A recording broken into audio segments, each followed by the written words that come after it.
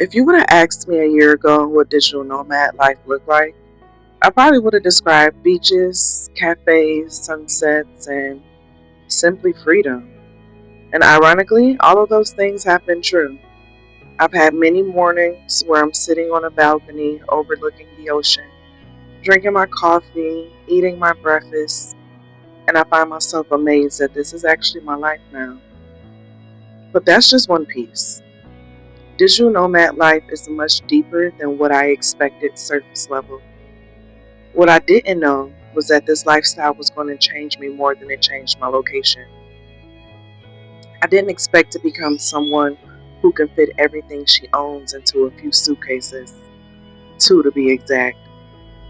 I didn't expect my nervous system to become so comfortable with uncertainty that changing plans at the last minute doesn't throw me into survival mode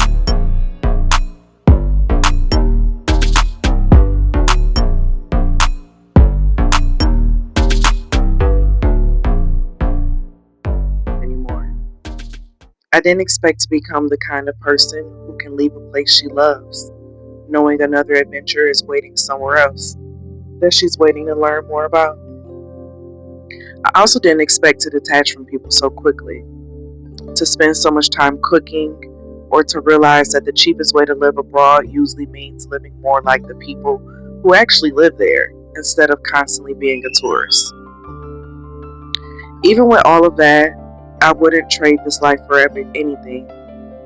I love the freedom that comes with waking up and knowing I built a life that feels aligned with who I am. I love that I've learned to slow down.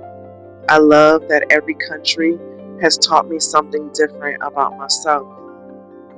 And this isn't how I picture being a digital nomad. It's been harder than I expected in some ways, easier in others, and more transformative than I ever imagined.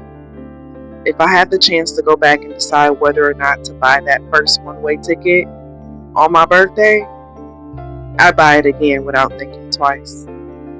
Now, I know everybody's experience is going to be different. Some digital nomads stay in one city for 6 months or even a year.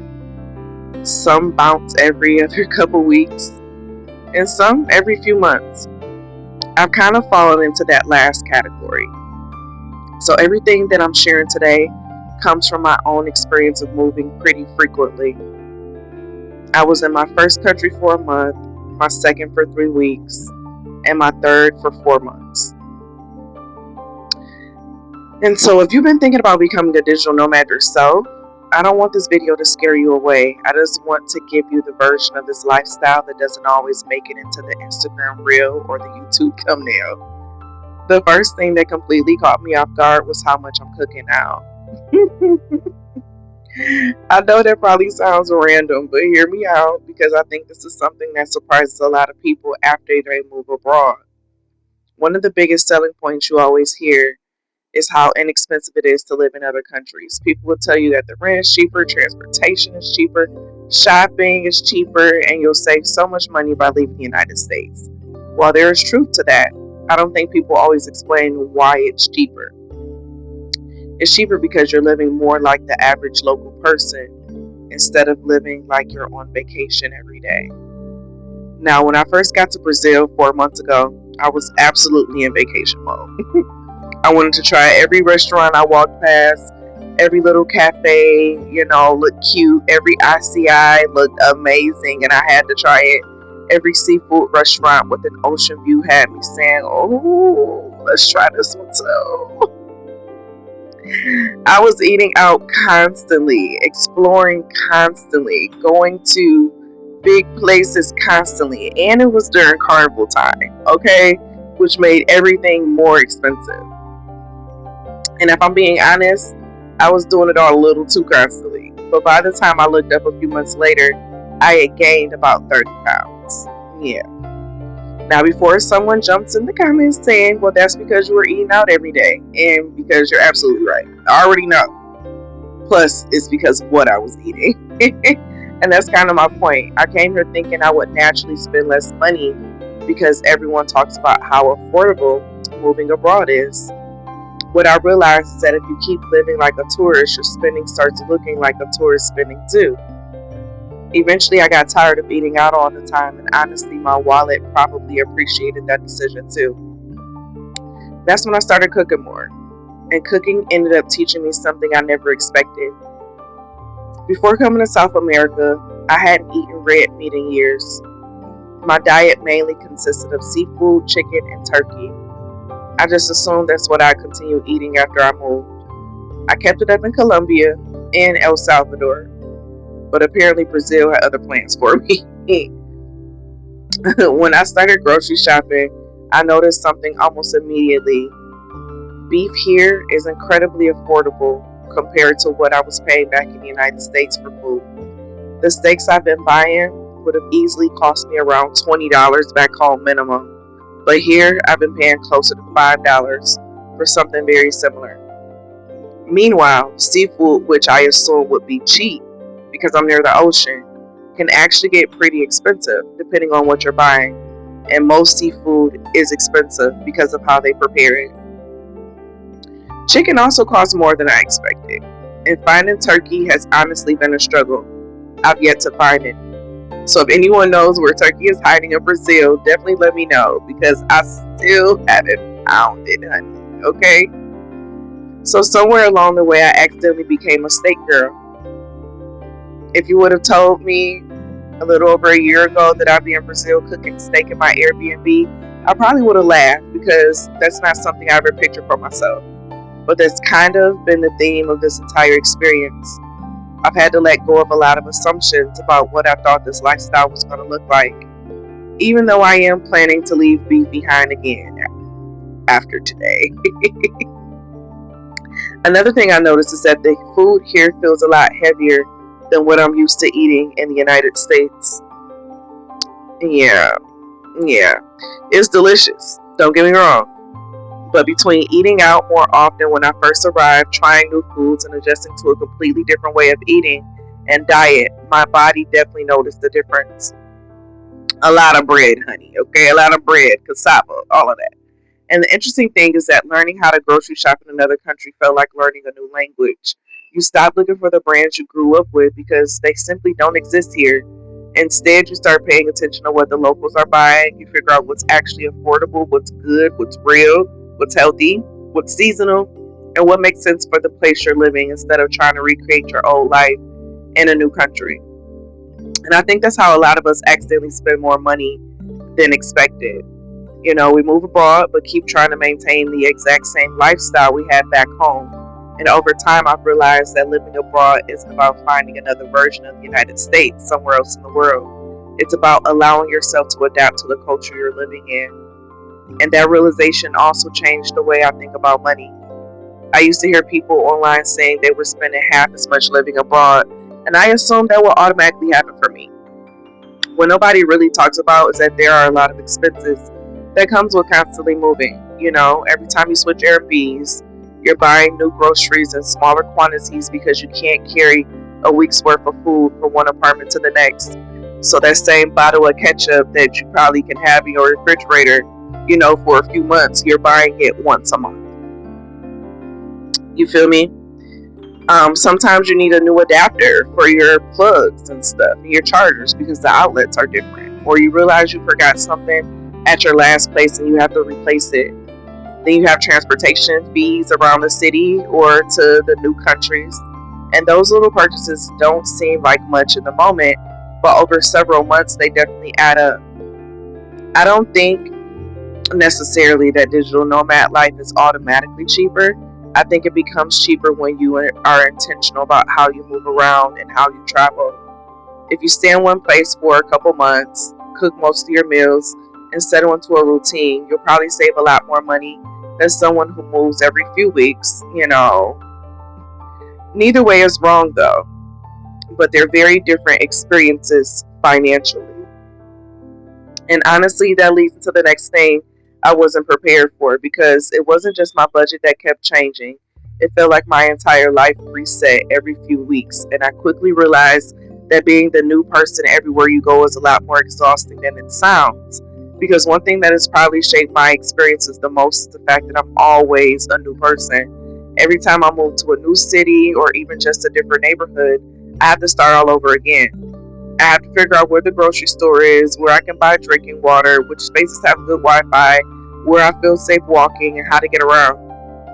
By the time I finally feel like I know my surroundings, it's usually time for me to pack up everything and leave again. And because I've been staying in Airbnbs, I haven't stayed anywhere longer than a month. It isn't necessarily because I want to move that often.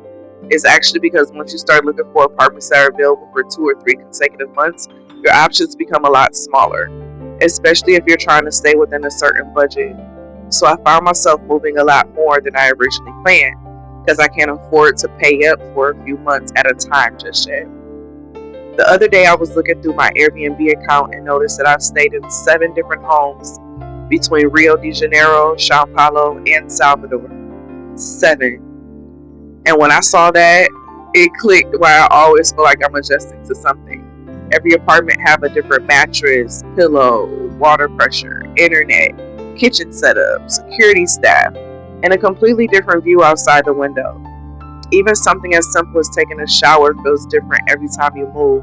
Some places have water that gets scorching hot, some barely get warm, and others, baby, listen, they have you out here questioning life. Okay? You don't really think about those little things until you're constantly changing them.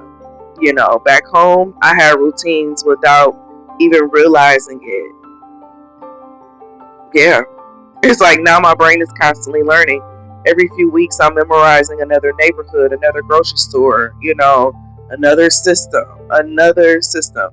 And at the same time, I think that's also one of the reasons I've grown somewhat much. I've become comfortable with not knowing, with asking questions, and with looking a little lost sometimes.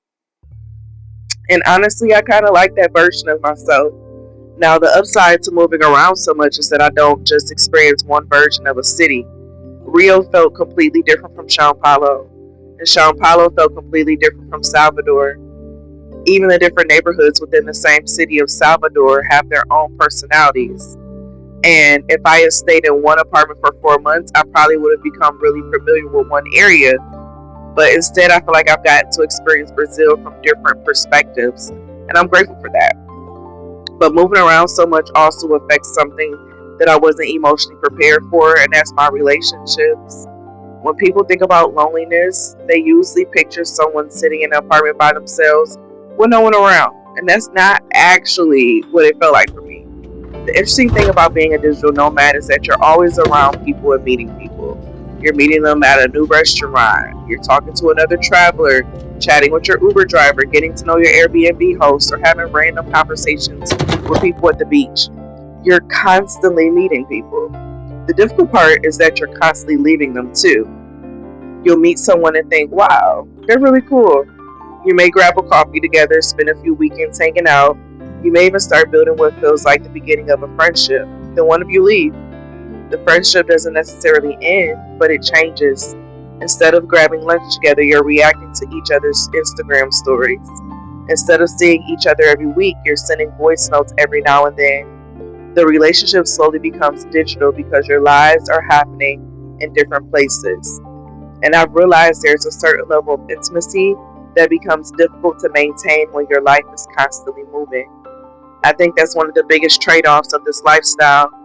You gain freedom, but sometimes you sacrifice consistency. You gain incredible experiences, but sometimes you miss having your people close by. And for me, that has also carried over into dating. Right before I bought my first one way ticket, I ended a relationship. Looking back now, I honestly think that relationship ending was the final push that gave me permission to completely change my life and do what I want. At the time, it felt painful, but now I see it as the moment where one chapter closed so another one could begin. And since then, dating hasn't really been a priority for me. Part of that is because I'm constantly moving, and a part of it is because of the language barrier. It's hard to build something serious when you don't even know what country you're going to be living in a few months from now. Now, have there been little moments? Of course. I had a carnival bag. That relationship lasted, just about as long as Carnival did. Because a month after he flew back to London, that was pretty much the end of the story. And honestly, I'm completely okay with it because even while we were spending time together, I knew it wasn't something that was going to work long term. I also went on a date with someone here in Salvador. Yeah, it really wasn't nothing after that first date. We just didn't match. And the thing is, I'm not a dating app type of girly. I know they work for some people, but they completely overwhelm me. Between the endless scrolling, reading profiles, swiping left and right, and then trying to keep up with the messages from multiple people, my brain checks out before I even make it to the first date on there. So I'd rather much meet people naturally while I'm outside living my life, you know. And if it happens, it happens. And if it doesn't, I'm genuinely okay with that too. I've been abstinent for over a year now, and it's not hard to keep it, you know.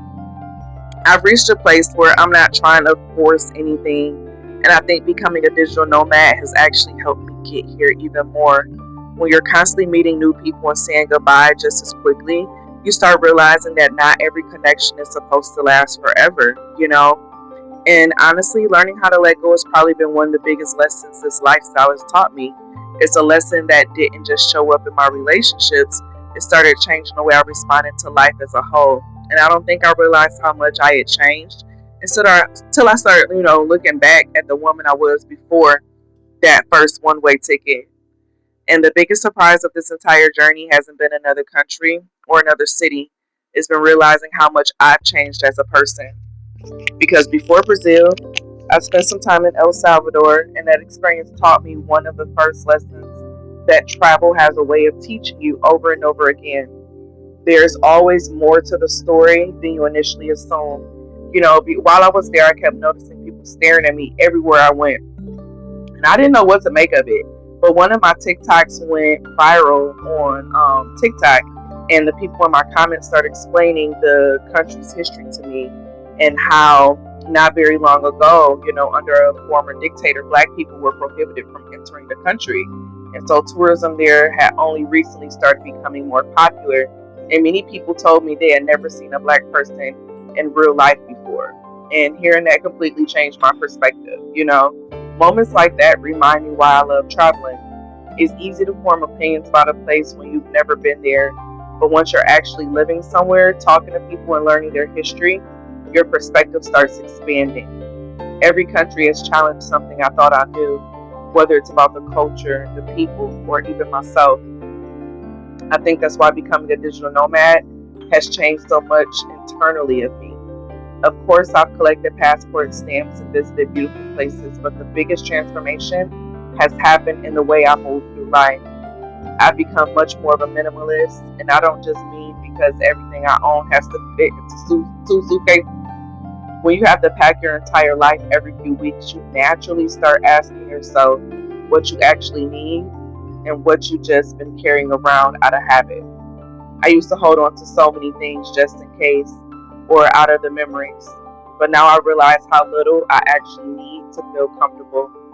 And that lesson has slowly spilled over into other parts of my life. I've become less attached to plans, going exactly the way I imagine.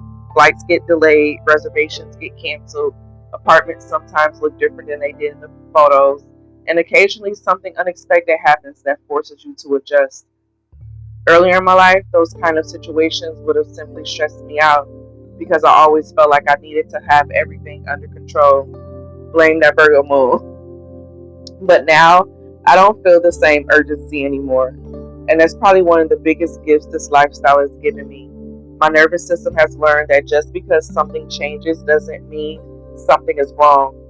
Plans can change, people can leave, apartments can fall through, honey, and somehow everything still works out. I've built enough evidence over these last several months to trust myself instead of trying to control every outcome. I don't think I realized how much that had changed until recently.